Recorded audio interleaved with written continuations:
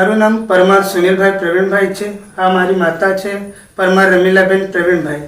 તારીખ 5/8/2024ના રોજ એમને રાત્રે દુખાવો થયો, જેથી અમે હોસ્પિટલ લઈ ગયા. દાહોદ હોસ્પિટલ રીધમ ત્યાં લઈ ગયા. ત્યાં અમે ડૉક્ટરને બતાવ્યું. ડૉક્ટરે રિપોર્ટ કર્યો. એમાં રિપોર્ટમાં અટેક આવ્યો. અટેકને સમાન તો સરે અમને 2 થી 2.5 લાખનો ખર્ચો બતાવ્યો ડૉક્ટર સાહેબે. જે 2 થી 2.5 લાખ હજાર રૂપિયા તો અમારી પાસે નથી. એના માટે અમને ડૉક્ટર સાહેબે આયુષ્માન કાર્ડ કીધું છે કે નથી, તો એ અમારા પાસે હતું.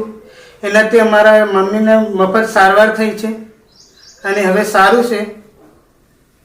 તો એના તરફથી ગુજરાત સરકાર સાહેબનો ખૂબ ખૂબ આભાર માનું છું હું.